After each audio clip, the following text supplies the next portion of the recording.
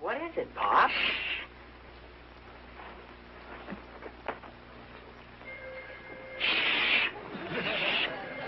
I'll get it, Junior. It's Mrs. Cohen. Holy smokes, she's coming here. Hi. Hello, dear. Hello, Jenny?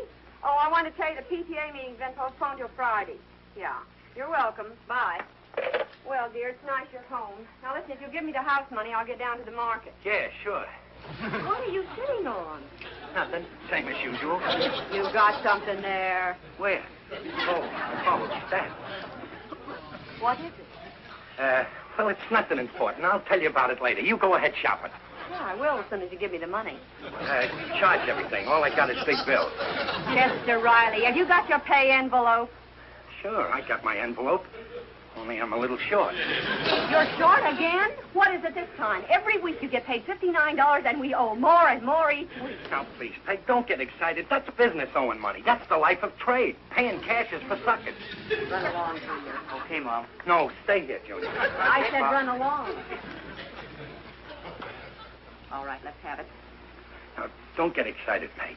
You see, I was passing AZ second-hand. I knew it! I knew it! Hey, calm down. What have you done this time? What worthless piece of junk have you wasted our money on? I did not buy any junk. I bought something useful, something I need. What? I'll show it to you. What is it? Diver's helmet. A diver? What are you going to do, go deep-sea diving? No, but, well, Peg, you know I got a bad habit of falling asleep in the tub. Oh. Please, Peg, please, take it easy. It's a good buy. It hardly leaks. No man in his right mind would buy a diver's helmet to wear in the bathtub. Well, Peg, I was only kidding. I didn't buy it to wear in the tub. I bought it for something sensible. Something sensible? What? For the bees. Bees! Don't yell, Peg. I got it to protect my face from the bees I ordered. See? You ordered bees? I sent a money order to Pasadena. They're going to ship me some bees. Now, Peg, you know every summer we have a yard full of flowers, and they're just oozing with honey. What's that got to do with you buying bees? Well, you don't expect me to suck the honey out, do you? There's a fortune in this honey racket, Peg, and there's very little work attached to it, except the little that the bees do. Sometimes you upset me so I could scream. Hey, you're going to be a nervous wretch. And no wonder, the things you do. Look here, Riley, once and for all, there's something we got to settle. Now, look, Peg, you're a little excited. Let's talk about it after, when you're cooled off. How's about a kiss, Peg? I'm not in the mood. That's the spirit. Peg, you didn't hear me. I said, how's about a kiss? And I said no. Did you understand me? No! Has Mrs. Riley acted up like that before? Oh, this isn't the first time she's carried on over nothing. You should have heard her rave 2 weeks ago when I brought home the skeleton. You bought a skeleton? Oh, not a new one. Second-hand. Bought it for my den. Oh. Gonna build a den. Oh, that'll be real nice. And I can hang up the moose head I bought last year. I never saw a moose head in your house. Oh, I got it in cold storage. You see, a moose comes from up north, and it likes the cold. That's very thoughtful of you. Show me a man who's kind to animals, and I'll show you a good man. Boy, did that skeleton I brought home steam up, Peg. Mrs. Riley flies off the handle for no reason at all. Waldo, nothing I do satisfies her. She's always picking on me. Oh, dear. All the symptoms. What do you mean, symptoms? Well, I'd rather not say. Waldo, what symptoms? Well, Hiya, Riley. Hiya, Mr. Vinny. The front door was open, so I dropped in to look for my pal Riley. Because when I tried his front door, he wasn't home. Nice to see you, Mr. Gillis. Will you have a cookie? Here, as soon as I finish eating. Hi, Gillis. Now, you were saying, Waldo, what symptoms? What symptoms? A nervous breakdown. A nervous breakdown? But why? I've been reading Dr. Moody's book, Pay Attention to Nervous Tension. Dr. Moody says that many times the cares and worries of marriage prove too much for a woman. Do you think that's what's given Peg the nervous breakdown? Oh, it's quite possible. And this book says that any little thing can bring it on.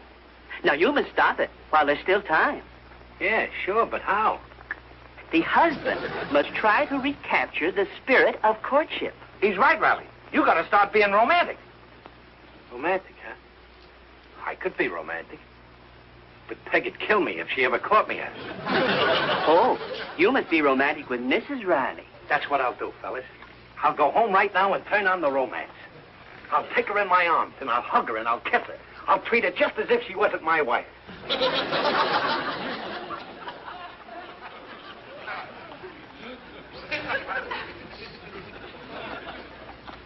Peggy!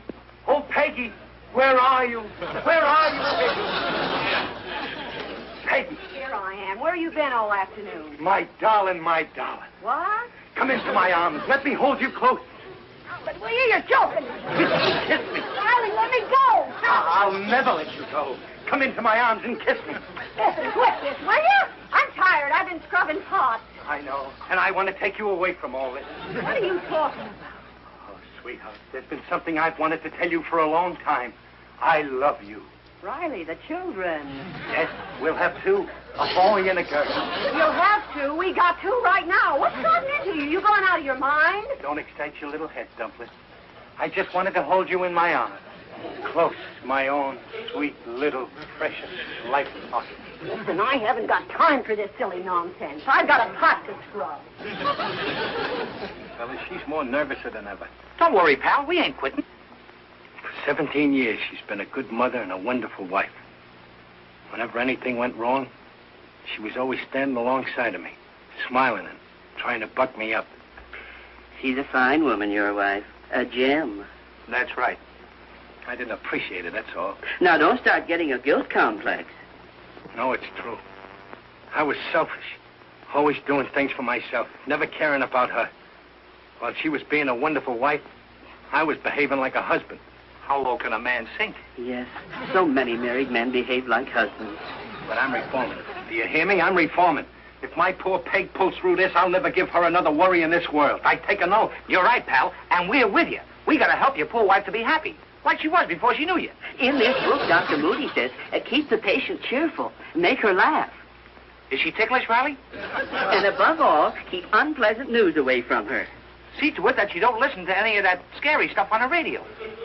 Take the tubes out of the set. Fine. And there's always a lot of depressing news in the papers. Yeah, get the newspapers first and cut out all the grim stuff. Fine. That's what I'll do. I'll go home right now and start in. Waldo, you keep reading that book. I might need more advice. Wife hits husband with bricks. Marriage on the rocks.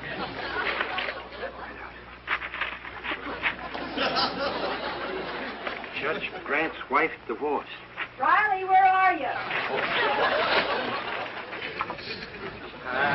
I'm in the living room, Peg. Trying to get the murder time hour on the radio, but the set's gone dead. That program will kill anything. Take a look at it. I can. I'm laying down. I'm just standing up. I was just going to lay down. Good heavens, what was that? I didn't hear anything. You didn't hear it, Riley, I tell you. Gee, those California crickets. Crickets? Mother, what was that noise? Sounded like somebody shooting someone. It was nothing. Forget it, children. Listen, that sounded to me like it came from... Let me look in No, your pocket. Peg. What is this? Hey, that's a radio tube. A radio tube? So that's why it won't work. Daddy, what are you doing with the radio tubes in your pocket? Well, where else are you going to put radio tubes? I mean, well, those new pocket radios are coming out, Peg, and I wanted to get used to them. What's all this newspaper here? Oh. And the scissors. Have you been cutting some out of the newspaper? Is there something you don't want me to see? Oh, no, Peg. Well, what were you doing then, Pop? Cutting out paper dolls? Yeah, that's what I was doing, cutting out paper dolls. That's a lot of fun, too. Paper dolls. Daddy, why? Why? Well, this is a democracy, ain't it? And the Constitution says that every citizen has a right to cut out paper dolls if he wants.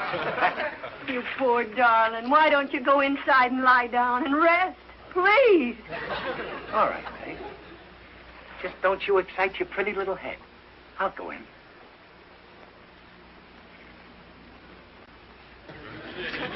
Dumpling.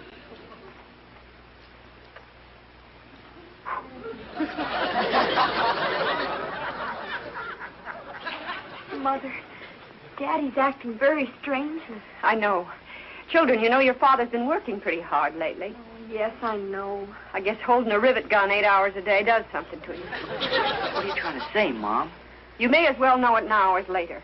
Your poor father's having a nervous breakdown. Hiya, Dumpling. Well, I just washed the dishes and put them all away. Now I'm going out in the yard and take the wash down off the line and do a little ironing. And then I'll wash up the floors. Sweetheart, why don't you go out and buy several hats?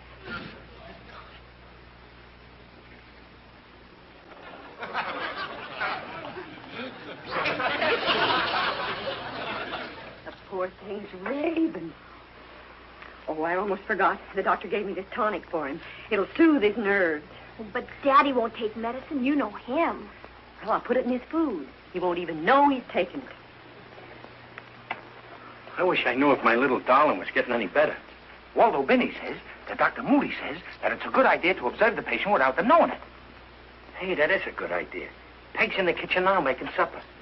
Let's take a peek at her.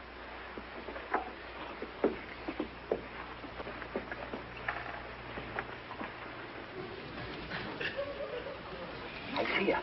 She's pouring tomato juice in a cup. Yeah, that's for me. I like it that way.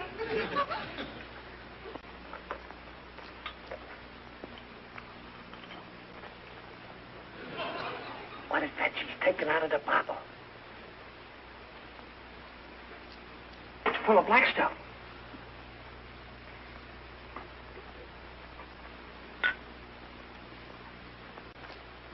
She's pouring it in my tomato juice. What is she doing that for?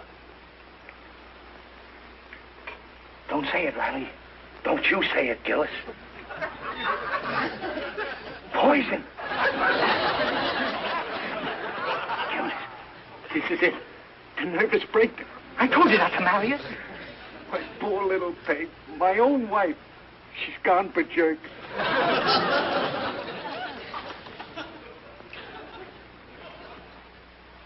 Riley, dear, is anything wrong? Wrong? What could be wrong? Well, then drink your tomato juice. I don't want any. But, dear, I seasoned it just the way you like it. I think it's a little too highly seasoned for my taste. But, Daddy, you didn't even taste it.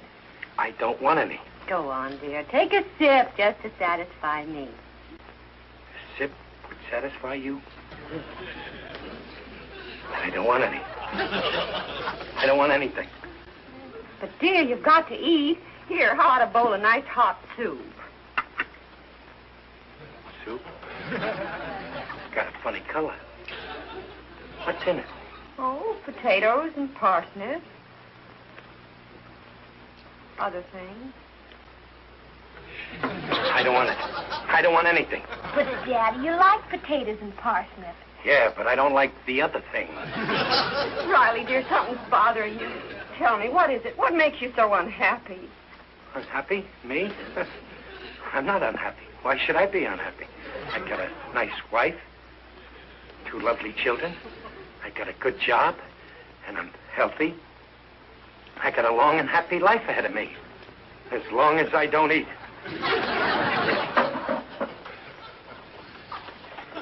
What'll I do, Gillis? Just watch yourself. Don't eat anything. Eating's a habit I can't break myself of. I'm starving. I haven't had any supper. Maybe there's something in the icebox that would be safe to eat. Hey, let's look.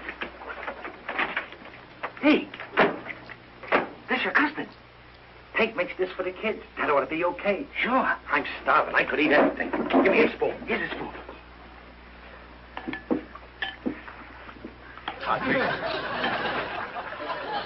Some table manners. Oh, Riley, here you are. What are you two doing in the kitchen? Oh, you ate the custard. You don't mind, do you, Dumpling? Mind? Why, I was hoping you would. I made it especially for you.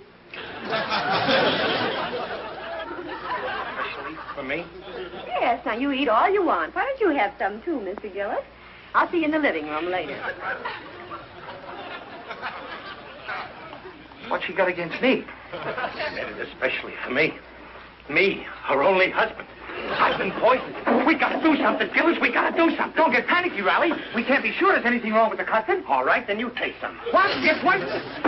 We'll just have to wait and see. This is no time for experiments. We gotta do something. I'm poisoned. I'll get a doctor. No, don't get a doctor. You'll have to tell the police about the poison, and then they'll arrest Peg. You gotta think of something else. Yeah, I know. You gotta get some of that stuff you take after you've been poisoned, like an antidote. Yeah, that's it. What do I take? Well, there's raw eggs and vinegar. Vinegar? Yeah. I got the eggs. Mustard. Get the mustard. I got the eggs. Oh, a bowl. Get a bowl. Yeah, that's it. Now we put the eggs in. Yeah. Get another egg. There's the mustard. Put a little vinegar in. Now we mix it up. What do we do now? Now we drink it. That's it. Wait a minute. I knew there was a catch to it. I can't drink this. It smells awful. But your life depends on it, pal. You're my best friend. All right, I'll take it with the custard. No, not that. I don't know what I'm doing. All right, I'll drink it straight. Go ahead.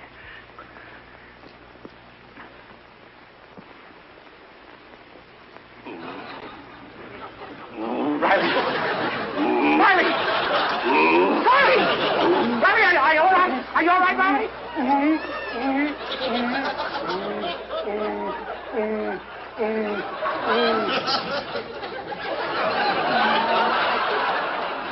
Riley, dear, what's wrong?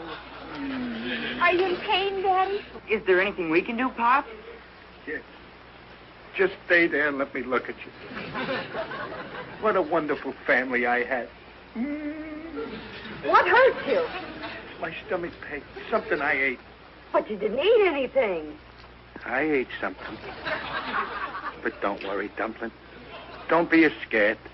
The police will never force me to testify against you, whether I live or not. Oh, dear. Children, come here a minute. What is it, Mother? Poor Father, I think he's out of his mind. Get Dr. Leroy right away. I'll phone. No, don't phone. He'll hear you. Run over to his house. Okay, I'll go with you. Let's go. What are you whispering about, Peg? Nothing, dear. You just relax. I'll get you some more custard. No, I've had enough of that custard. Who's that? It's just the door now. I'll be back in a minute. Oh, hello. Hello. Who is it, Peg? Oh, it's Mr. Odell, the undertaker. Shirley. I don't think you better see him. He's not so well. Well, then perhaps I can cheer him up. I have some reserved seat tickets for tomorrow's football game. I can't use them. Well, I don't know. I guess so. Come on in. Might cheer him up. Greetings, Riley. You're looking fine, lying there. I don't feel much like talking, Digger. Well, that's quite all right. I've come to give you a lift. I've got something for you. For me? What? It's a surprise. A box. That ain't no surprise. Wait till you see the view from this box. It's out of this world. I know. Oh, Riley, I envy you. I wish I could go with you. I wish you were going instead of me. You mustn't be late. The kickoff is at 1:30. Oh, it's going to be a wonderful football game. Football game? Well, naturally. I thought I made it clear these tickets are for a football game. Oh, good heavens, Riley. You didn't think I meant baseball? Don't make much difference, Digger. I got something to tell you. I've been poisoned. Oh, no. Perish the thought. I found the stuff in this bottle. Let me have it. Digger. Why, Riley, you foolish man. This isn't poison. It ain't? No, it's a harmless nerve tonic. I've taken it myself countless times. Nerve tonic? It ain't poison. And I have no stomachache. Gee, what a relief. Gosh, Digger, you made me a new man. When you first walked in here, I was a dead one. In the future, let me be the judge of that. Well, cheerio. I'd better be shoveling off. Mother, he's here. What? Don't be upset, dear. It's the doctor. Good evening, Miss Riley. Dr. Leroy. But I didn't send for no doctor. No, dear, I did. Children, you better wait in the other room. Okay, Mom. You did? Because you were worried about a nervous breakdown? Yes, dear, but there's nothing to worry about. Doctor, I first noticed it. It's all right, I know. Your wife has told me all about it. And you're willing to face it? My brave darling. Doc, do you think it's serious? Well, I think we've caught it in time. Doctor, I'm not a rich man, but I want you to spare no expense. If you need nurses or specialists, I want them. Now, don't worry. A month of peace and quiet in a rest home. In a rest home, but doctor... Now, please, Peg, the doctor knows best. What he says goes. Ah, you're a brave darling. But I'll miss you, Dumpling. Oh, I'll miss you, too, and I'll visit you every day. Dumpling, you got a little mixed up. I'll visit you every day. Oh, no, that's impossible, Mr. Riley. You won't be allowed to leave the rest home. Well, I understand rules. Wait a minute. Me in a rest home? You're making a big mistake. No, Mr. Riley, we know what's best for you. But I'm perfectly okay. You just think you're okay, dear. A little while ago, you were acting so strange. Oh, well, that was because you poisoned me. I was? I mean that I thought that you poisoned me with this stuff. Oh, that's a nerve tonic I got for you. Of course. Well, what did you get it for me for? There's nothing wrong with my nerves. Well, what about the radio tubes? Oh, that. Well, that was because I was afraid of you having a nervous breakdown. I took the tubes out so you wouldn't hear any of that gruesome stuff on the radio. And then I cut all that stuff out of the paper. Oh, I see. Each of you thought that the other... Oh, Larry, that's wonderful.